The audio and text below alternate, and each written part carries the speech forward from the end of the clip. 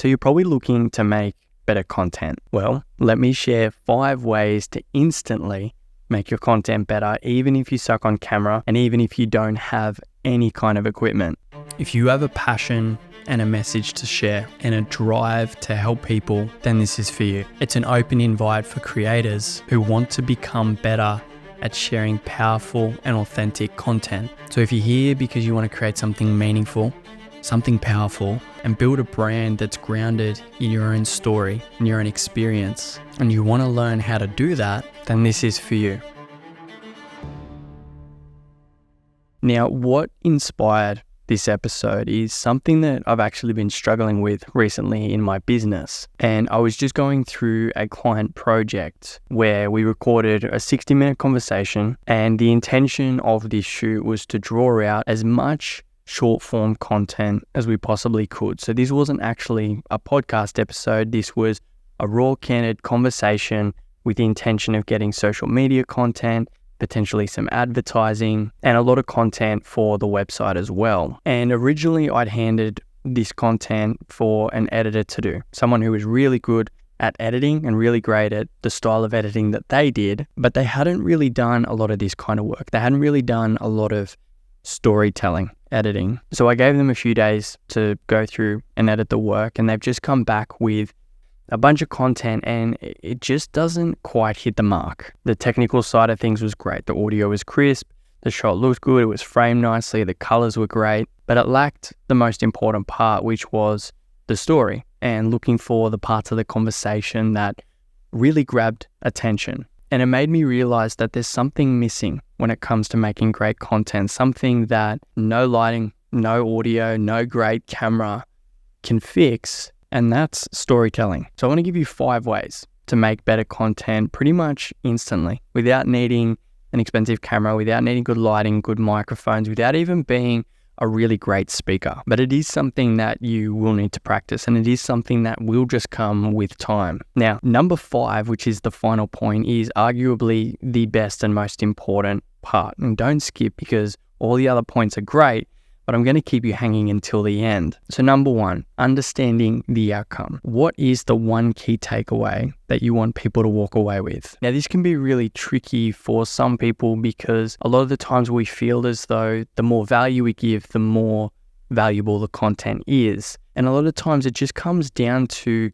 1 or 2, or in this case, 5 really clear, simple key things that people can walk away with and take with them. And in the world of social media in particular, where we're so used to seeing these fast-paced, really quick pieces of content, we kind of got to come back and remember that that content doesn't give us any value. It's purely just entertainment a lot of the times. And so if you want to be a great storyteller or a podcaster, or you want to speak, or you just want to be a better leader, then keeping things really simple and clear and understanding the outcome for every piece of content that you make is going to be so important. And it's also going to help you with taking the overwhelm away. Because if you're like me, I'm someone who has all these ideas. I get super overwhelmed with so many different ideas, feeling like I need to act on all of them, when at the end of the day, all I really need to do is act on one. And if that's just creating one piece of content with one key takeaway, then that is so much better than trying to get everything done and ultimately getting nothing done. Which leads me into the second point, which is create when inspired. Now, you might argue that inspiration doesn't just come, or we can't just force inspiration a lot of the times, but a lot of the times we can put ourselves in places where we know feeds our inspiration and gives us that inspiration. And for me, that's after I go to the gym, or after I go for a run or get some exercise. It also comes a lot of the times when I'm sitting here editing, and a lot of the times I miss opportunities to create really powerful, strong content that I enjoy making because I'm not in a position where I can create it, because I don't act on that inspiration, and then the ideas disappear. And it's not to say that they're not great ideas, but it's one of those things where when you're in it and you feel it and you really just want to speak about it, that's when it's going to be the best content that you can make. So looking for and finding those ways to create that inspiration, not to force it, but be in a place where you know it does naturally come. And then being in a place where you're ready to act on that and you're ready to pick the camera up or pick the phone up and just press record. Number 3, be specific with your stories. So one of the most common things that I see with people when they're podcasting or they're making content is they don't get specific with their stories. So as an example, I was on a shoot the other day and it was with a real estate agent. And I said in the beginning, don't be scared to get specific. I said, speak about the numbers, speak about the locations, speak about the situations and the stories in as much detail as you possibly can to give people a really good snapshot of what point you're trying to get across in the story that you're trying to tell. And as I was listening, he was talking about the most important things to consider when selling your home. And he made the point that landscaping is one of the most important things. And he said the reason is because it's such a strong visual element to the property that it's where people really get to visualize what the backyard's going to look like and what it's going to be like to spend time in the backyard, or what the house is going to look like from the front. And it helps paint a much more emotional picture of what it's going to feel like to live there. Now, if he'd chosen just to talk about the most important thing is your landscaping, so go and invest, and he left it there, that's not selling the idea to anyone. But because he painted this picture of why it's so important, then it makes the message that he's trying to get across so much more compelling. So when it comes to telling your stories, get specific, be clear, and paint the picture for people. Number 4, now this one's going to take a little bit of planning and a little bit of thinking. It's called the 4-stage storytelling process. And those stages are intro, story, the point, and the summary. Now the intro is all about introducing the idea, getting people's attention and giving them an idea of what they're about to expect by listening to you. The story is where you get to paint a picture or an idea into someone's mind to help them understand what's going on. Now in the last point where I was speaking about the real estate agent who was talking about the gardening and the landscaping and how he went in depth into why it's important to get the landscaping and painted a picture in people's minds of what that landscaping looks like, then anyone who's thinking about selling or even anyone who's buying or interested in real estate at all, that's going to be really valuable content. Next is the point. Once you've told that story, once you've painted a picture of why it's important to do landscaping, then the point is anyone who's looking to sell their home really should consider investing in landscaping. And then finally is the summary. So the summary is summarizing everything that you've just said. And with the landscaping example, that might sound like the reason landscaping is so important, makes the front look good, makes the back look good, helps people visualize what it's going to be like in that home. And ultimately, that's going to lead your house to selling for more money than if you didn't do it. So you can see with that whole 4-stage process, you can do that in 60 seconds, or you can do it over the course of an entire podcast episode or video. If you haven't noticed, it's what I'm doing here. I made a quick introduction. I then told the story about how I had an editor and the work that came back wasn't quite what I'd hoped for.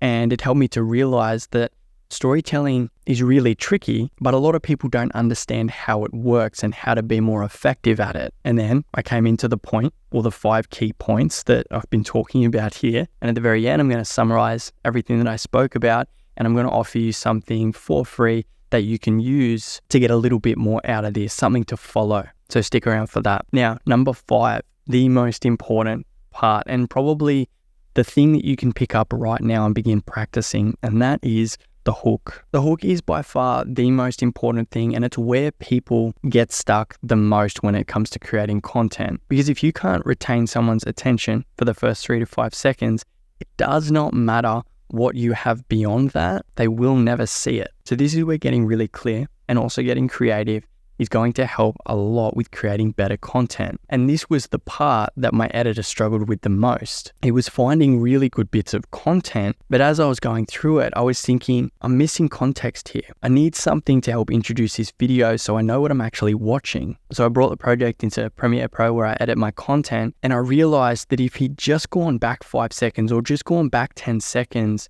that's where the gold was that's really going to grab people's attention. And the hook essentially is a formula. It's a way of grabbing attention quickly, and it's about creating an emotion. And oftentimes this emotion is curiosity, or it's desire, or it's fear.